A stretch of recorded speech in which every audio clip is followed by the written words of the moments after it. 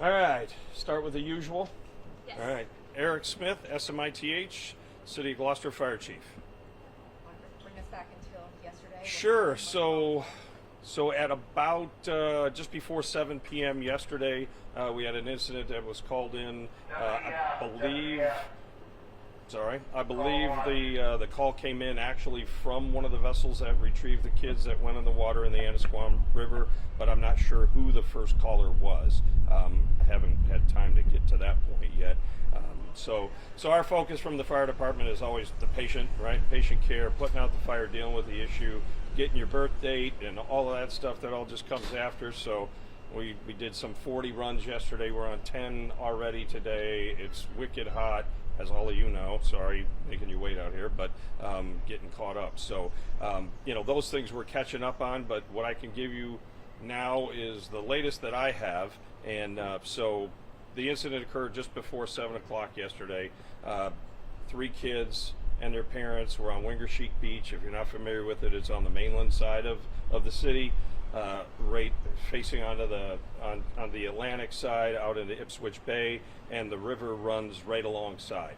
At that point, the tide had already turned and was coming in, right? So that as the tide's ripping in, we get a pretty good current through that narrowing because the river, the kids went off that sandbar is the assumption, because there's really no other explanation for it. And it's easy to do. We have folks that work here and kids that have been out there, and they know, hey, life jackets and this and that, because we live here, we know the conditions, right? So if you're not, and this family was from Lowell, if those kids, if they're out of arm's reach and they step off, it is a steep drop and a lot of water moving, so they're gone. So as soon as they hit the current, came off the side is the assumption. The current just pulled them down into the river, and obviously they're struggling to stay afloat, and then they get into the drowning situation. Thankfully, there was a boater out there that was paying attention to what's going on in the water, which we hope they all do, right? Because they're driving a boat, and if people are in the water, you should see that. He made a quick assessment that, hey, these are kids in the water, they're in trouble. Pulled up and started pulling these kids out. The youngest girl, the 5-year-old, was face down, unconscious. The 13-year-old was struggling and not staying afloat all that well, and the 8-year-old boy was actually underwater, and just his hand was kind of up. So he had kind of probably run out of gas. The water is still really cold, takes all the energy out of you quickly. If you're not a strong swimmer, experienced swimmer, and you're in those conditions, it's tough for those folks, let alone 5, 8, and 13, 14 years old. So they started pulling the kids out of the water, called another boat over to help them. His girlfriend, the gentleman that was running the boat that spotted the kids and they pulled him in, said, hey, he grabbed the one boy's hand, and that was all that was up above the water. So pretty dramatic for them, big deal for those kids, because without that, the story ends much differently. I mean, this is, you have seconds, minutes to manage that. We don't have resources just sitting there for somebody accidentally going in the water, right? So, our response to that is to get out there and do the same thing, but there's a delay, as we all know, and that's just how the system works. But thank God for those boaters out there, and there's a lot of boaters out there, and so hopefully, in those situations, this is kind of how it ends. But so they got him out of the water. His girlfriend, who's a nurse, started CPR on the 5-year-old because she was not responsive and unconscious, without a pulse apparently. So they started CPR on that. He get the other 2 children onto the other vessel that was out there so they could take them into shore.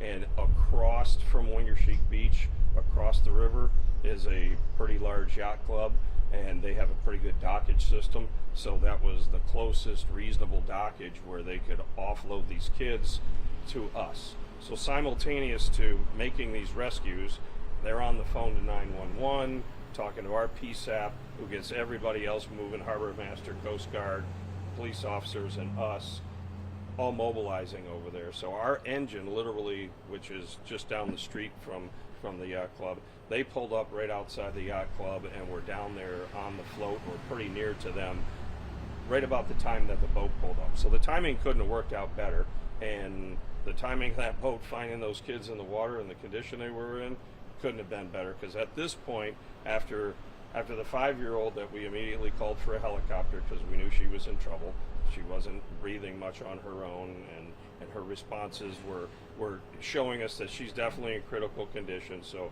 as you may have noticed, both of our ambulances here are ALS, so they have paramedics on board, come with a lot of capabilities, but those kind of calls need way more, right? I mean, they've swallowed, ingested, inhaled a lot of seawater. That in and of itself is, you're going to get an infection from that. Your body's fighting that. Plus you went without oxygen for how long? So these are big challenges for these little bodies to overcome, plus hypothermia likely, depending on how long you're in the water or the beginnings of it. So they got all three out. They got them on shore. We started treating them. The 5-year-old was the most critical, so they called for a chopper for her. Once they got everybody loaded up, we transported the 5-year-old who was critical, the 14-year-old who was in serious condition, but she was conscious, breathing, coughing, trying to hack up a lot of this stuff. And we transported both of those to Addison Gilbert. As the chopper, they have a delayed 20-minute ride from Boston. By the time they were mobilized in the air, there was enough of a delay. It made more sense to even take that critical 5-year-old right into the ER with a doc, where they can do more than we can, even at the paramedic level, and stabilize her further, get the crew inside, and then they transported her by med flight to Children's. Subsequent to that, they transported the 14-year-old by ground ambulance to Children's, and the latest report that I got is that the 5-year-old who was on it, intubated and on a ventilator, is extubated off the ventilator, and she's actually alert and oriented. So somebody up there still looking out for us, and we got really lucky that those boaters were on the water, or that would not have been the outcome. Almost guaranteed. So none of the folks involved on the civilian side want to do an interview. We talked to all of them. We put their name in the updated press release. They said, yeah, we're okay with our name, but we don't really want to do what you guys are probably going to do, so have at it. It's been an emotional day for them. So they've been informed. They know what's going on, and they just kind of want to fade into the background. They got their hero's moment, right, and get to feel good about that, but it's about all they want to get out of the thing. And all my guys and gals that were there and did their piece, awesome work, great coordination between all the agencies that were there, between Coast Guard, Harbor Master, the police, us, the dispatchers. So it all worked out well. System worked the way it's supposed to, and the outcome is going to be great.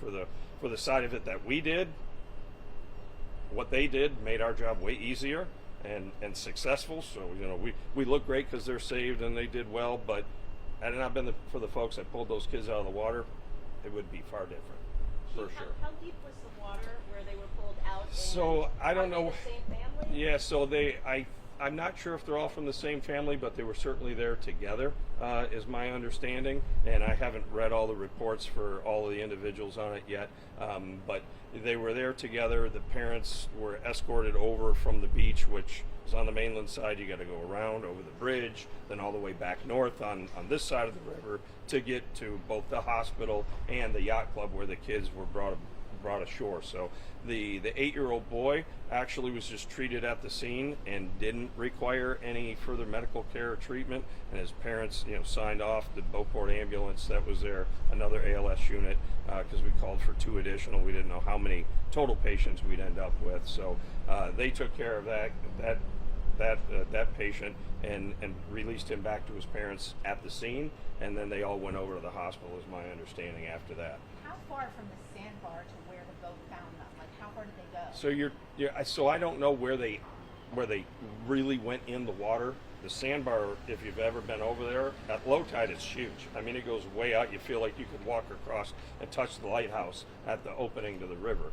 But you step off and it's deep. To your point and question, it's way over my head.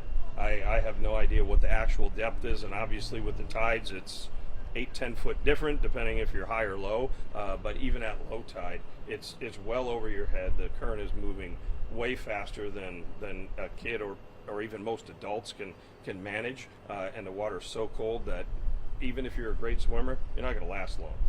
That water sucks the energy right out of you when it's that cold. So that sandbar that's common. That's usually the sandbar is visible almost every low tide. Depends on the tide cycle that we're in, right? So those king tides and super low tides, it's huge. It was huge the other day. I'm out there with my wife. Matter of fact, I was on that beach right after 5 o'clock when I got home. The wife's let's go to the beach. So we went, and I was leaving there on my way back home when this call came in, and turned around and came back into work. So. That's a big Three attraction. kids and their parents. Yeah, so it is. So a lot of people know that sandbar in Winger Chic, and even if you don't know about it, if you show up at Winger Chic and the sandbar's up, you're going, right? But you just got to pay attention to the tides, and if you don't know a lot about moving water or the conditions at the end, like you can't tell how deep it is or how steep it is standing 4 foot from it till you get over next to it, right? So for a parent who's bringing their kids to have a great day at the beach, and you don't really know that, if they're out of arm's reach and they step over the side, they're already in trouble and you can't do anything about it.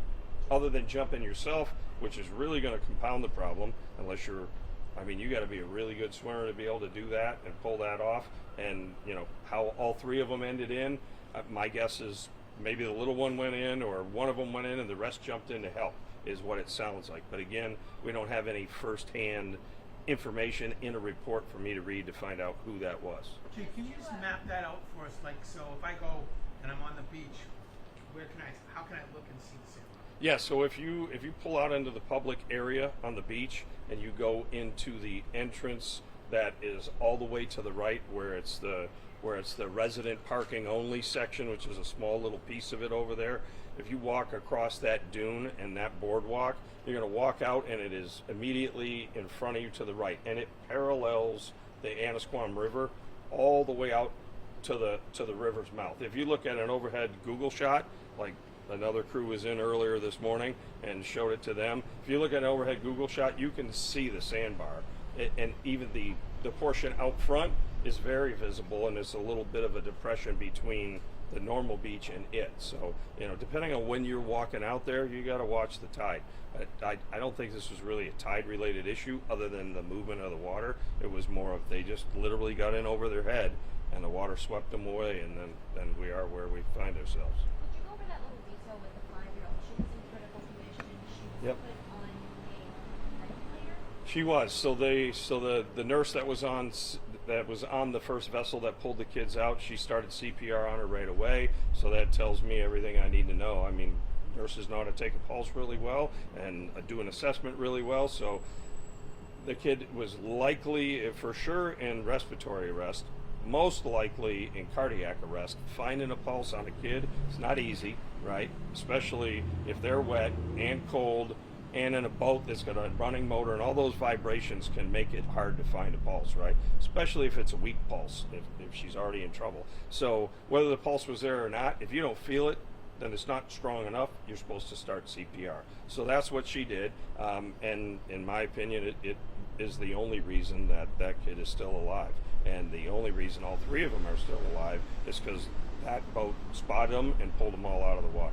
Yeah, we use the word hero all too often to throw that around, but in this case, this was a boat that was actually looking Oh, yeah. out, and then a nurse that happened Yeah, to be so on the Good Samaritan hero clause that applies wholly and solely to them. You know, my folks say it all the time, like, hey, that was good job, man. And people say, oh, you guys are heroes. And they always want to downplay that, right? And sometimes they're downplaying it, and they really were, when they really, really put themselves in harm's way, house fires and other incidents where they're putting them at great risk to save you, right? That would qualify. In this case, I think that qualifies, you know, for these folks. For us, yeah, we did a good job. As a matter of fact, I think we did a great job. But again, we're just doing what we're trained to do and what we know how to do and what we're good at, and they executed it flawlessly with all the rest of the moving parts in the system. So, but again, if it wasn't for the heroic actions of those folks, things would be far different.